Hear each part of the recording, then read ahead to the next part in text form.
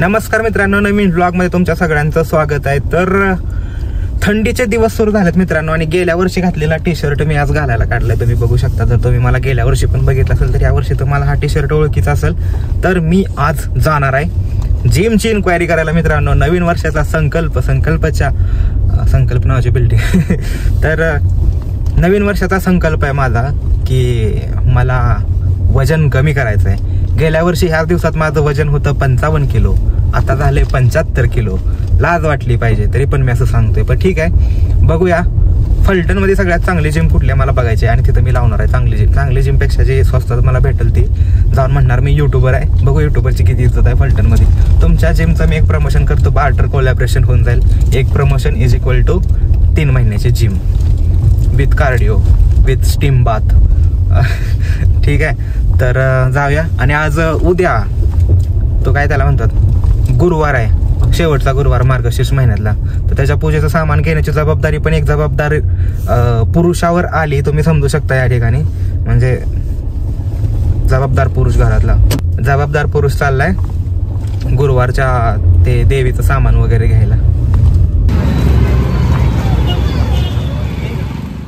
गर्दीत ब्लॉग करणं लय अवघड गोष्ट आहे, पण तरी पण मी करतोय. माझा कॉन्फिडन्स नेक्स्ट लेवलला पोहोचलोय आता. आणि मी कॅमेरामॅन आणलेला पण ते धरायला लाजतोय कॅमेरा म्हणलं तर मी ब्लॉगच करून दाखवतो तुला गर्दीत. बाबा टंबॅटी कशी दिली? टंबॅटी कशी आहे ती टंबाटी? 20 रुपये किलो ह्याला. बरं हे बा चटणी मसाला जे मला पाहिजे ते काय कुठं भेटणं झालं. हे काय 5 फळांचं देवीसाठीच ठेवलंय वाटतं. बाबा कशी दिली केळं? 1 रुपये. 30 रुपयाला आहे का? 30 रुपयाला नाही बाबा, लयच हे येते पिकली ती लय. कडक देऊ का? 50 आहे. 40 देतो. नाही बाबा, लय महाग होतंय. 40 माग होत. 30 ला देता का? 30 ला द्या की. 35 द्या. चला 35. नाही 30च करावं. बघा आता कसं 10. अहो 30 ला नको 30 लाच करा. आता काय करावं? करताय का 30 ला? हा करताय 30 ला? बघू दाखवा एकदा कसं आहे ती. कडक आहे ते ना? गाय घे. ओकेच करा मग 30 ला. जाऊ दे. घे अजून. तुमच्याकडून का घेतली माहिती आहे का बाबा? तुम्ही एक एक्स्ट्रा केळ टाकणार आहे म्हणून घेतली. जाऊ दे टाका. 2 टाकले. आयला काय करणार बाबा, एवढं का म्हणून आमच्या उधार झाला आज. उधारच होते धंद्याला. भावानी आम्हीच केले काय? पैसे मोजाय पाणी ठेवले मग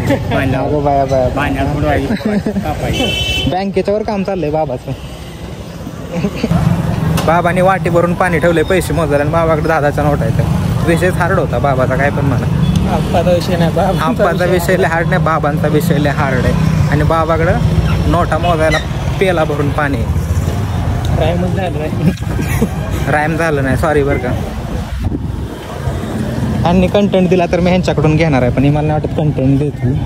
कितीला आहे काय सफरचंद? 200 रुपये किलो आहे. काय खायला नको? पैसे नाही पैसे नाही नको. घेऊ नको. अरे घे खा. नाही आवडलं नाही नको त्यांना खाल्लं पाहिजे. मी नाही ॲपलला भैया काय त्याला हे असं ॲपलला कोणी नाही म्हणत नाही. ॲपल खाल्ल्यावर डॉक्टर लांब राहत नाही. एक ॲपल खाल्लं हे लांब राहा माझ्यापासून. 1 किलो करा पण चांगली का? मी देतो ते नाही भैया. पैसे देऊ नको मला आता, नंतर आणून दे. संपल्या आणतो ना. एवढी गॅरंटी देतो, म्हणजे माझी गॅरंटी. ते काहीतरी देत बसायचं त्याचा फायदा नाही. आता नाही असेल तुम्ही परत येत नाही माझ्याकडे. मला परत तुमची गरज आहे. परत येणार मी तुमच्याकडे आता मोबाईल घेऊन. चांगलं लागलं तरच येणार ना, येणार नाही माझ्याकडे भैया. आठवडाभर टिकतील ना? 8 दिवस काय झालं? संत्र चांगलं नाही 2च होते. माझी खरेदी बी नाही भैया. नाही एक सफरचंद वजन सुद्धा 10 रुपये आणलं करा, त्याचं काय नाही. ते ऐकायलाच तयार नाही. एक सफरचंद काढून ठेवू का? ती बी नाही. हा मालाची फक्त गॅरंटी दिली नाही तुम्हाला. तुम्ही मालाची गॅरंटी दिली पण अजून कशाची देऊ? आता बॉन्ड वरून देऊ नाही. आता मी घेतलं की व्हिडिओमध्ये रेकॉर्ड करून. काय देऊ? 10 रुपये करायला लागते. आता काय झालं माहिती आहे का? ब्लॉग मला कट करायला लागेल कारण काका काय 10 रुपयासाठी ऐकणार. एक सफरचंद काढू का? कशाला भैया? अवघड करतो माझी चेष्टा करतो म्हातारा महत्वाचा पार्ट 120 म्हणत होते 180 नाही 120 त्याचा माल चांगला होता. इकडं मला 150 ला पण मोठे सफरचंद होते, पण ते सफरचंद आतनं कापल्यावर कापूस निघतो. मला हे कळत नाही सफरचंदाच्या झाडाला कापूस कधीपासून यायला लागला. पण जाऊ द्या, शेवटचा पार्ट मीच झाला. थोडासा लय कॉमेडी झाला. 10 रुपये तर झालंच नाही. शेवटी 170 रुपयाला किलो सफरचंद घेतली. IDBI बँकनं सपोर्ट केला धोका देऊन, असं मला वाटतं. 10 रुपयाचा फायदा झाला. अशीच बँक पाहिजे, गरज पडली की बंद झाली पाहिजे. ज्या ज्यावेळेस गरज पडते त्यावेळेस बँक बंद होणार. Server down. IDBI जिंदाबाद. कशी मळली गाडी धोत जा कधीतरी. ते गुरुवारच्या पूजेसाठी जे फुल आणि हार घ्यायचं होतं ना, तिथं मी 2 बायकांच्यात भांडणं लावून दिली. पण काय विषय झाला माहिती आहे का, मला ऑनलाईन पेमेंट करायचं होतं, त्याच्यामुळं ब्लॉग बनवता आला नाही. कारण ह्या फोनमध्येच ऑनलाईन पेमेंट करायचं होतं. तर ती आजी कशी करते, तू आमच्या बाह्यासारखाच आहे बरं का, लय कळकुटा दिसतोस. मी म्हणलं हो तसलाच आहे मी. पण ठीक आहे, आता घेतलं 40 रुपयाला दिला आम्हाला तिनं. ही तरी चुना लागला असं मला वाटतं. पण जाऊ दे, आता देवाचं काम आहे. आता मी इथून जातो डायरेक्ट जिममध्ये. तिथं किती रुपयाला चुना लागतोय बघूया. आंबेडकर इतना नाम अगर किसी भगवान का लेते तो अगले 7 जन्म तक स्वर्ग नसीब होता, असं अमित शहा म्हणला. मित्रांनो दिसतंय का पाठीमागं डॉक्टर बाबासाहेब आंबेडकर, भारतरत्न डॉक्टर बाबासाहेब आंबेडकर यांचा पुतळा. आणि अमित शहा ज्या संसदेत बसून, म्हणजे बघितलं का संविधान कोणी लिहिलंय, त्यांच्याच संसदेत बसून तो का आंबेडकर ये नाम अगर इतनी बार किसी भगवान का लेते तो अगले 7 जन्म तक स्वर्ग नशीब होता, असं अमित शहा काँग्रेसला म्हणला. म्हणजे त्याच्या पुढे पण तो काय म्हणला की काँग्रेसनं डॉक्टर बाबासाहेब आंबेडकरांबरोबर बहुत नाइंसाफी की है, तो उसी के ऊपर बात करना चाह रहे थे, लेकिन वो क्रॉप करके उसको गलत तरीके से प्रिटेंड किया जा रहा है. इसका मैं खंडन करता हूँ यहाँ पे ऑन रेकॉर्ड. मला पण संसदेत पाठवा साताऱ्यात, मी बोलतो. मला नाही वाटत महाराज ह्या जन्मात काय बोलतील. 5 minutes later. फायनली मी आलो इथं. लय मोठी बिल्डिंग आहे, एकदम मस्त बिल्डिंग आहे. मला आवडते. पण तेवढं बजेट नाही माझं की तर मी एखादा फ्लॅट घेऊ शकते. तर इथे एक जिम आहे. जिमचं नाव नाही घेणार बिकॉज त्यांनी मला काय पैसे दिले नाहीत. जर दिलं तर मी भविष्यात नाव सांगेन. पण त्या जिममध्ये मी इन्क्वायरी करायला निघाले तर महिन्याला किती रुपये लागतात मला ते बघायचे. प्लस मला तिथं कार्डिओ करायला भेटला पाहिजे. आणि मला स्टीम बाथ नाही मिळालं ते चालेल, मी घरी आंघोळ करेन, काय अडचण नाही. आमच्या घरी पाणी येतं 24 तास. तर बघूया वर जाऊन जिममध्ये किती रुपये म्हणते ते, त्यांचा मॅनेजर कितीला तुम्हाला लागतं बघूया. चला लेट्स गो.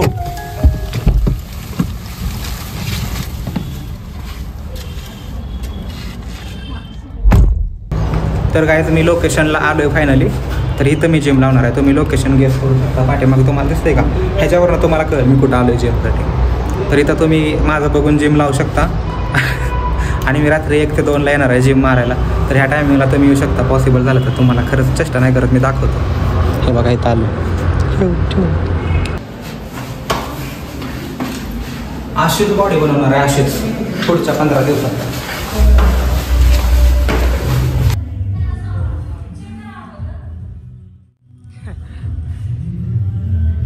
रोज ये, फक्त रोज ये म्हणलं.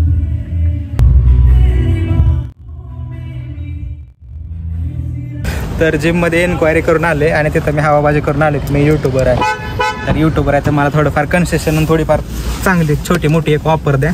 अशी हवाबाजी मी तिथं करून आले. तर बघू मला किती रुपयाची ऑफर भेटते. फोन आल्याशिवाय मी काय जाणार नाही. तसं पण मला 1 जानेवारीपासून लावायचे. एवढी कुठं असतं फलटणमध्ये. फी पण चांगली गोष्ट आहे. स्टीम बाथ पण आहे. थोडाफार गोरा झालं तर झालो मी. तर आता डायरेक्ट मी जातो इथनं घरी. आणि देन मला एक व्हिडिओ पण बनवायचे.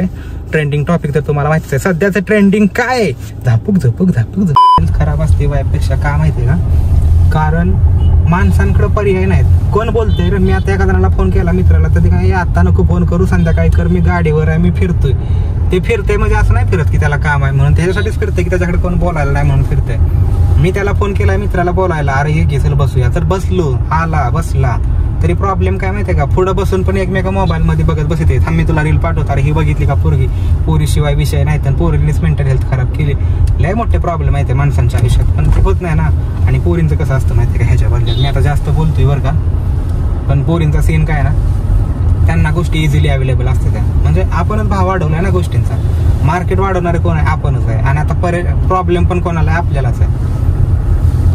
एवढी वाढली ना मार्केटमध्ये डिमांड की ॲव्हरेज लोकांना पण ॲव्हरेजपेक्षा जास्त भाव आला. त्याच्यामुळे सगळा प्रॉब्लेम आहे. आणि पोरींची मेंटल हेल्थ खराब का नसते. आपल्यातले जे आहेत ना मित्र, आता समजा माझा एक मित्र त्याला म्हणलं ना भावा लय डिप्रेशन आहे रे, माझी गर्लफ्रेंड मला सोडून गेली.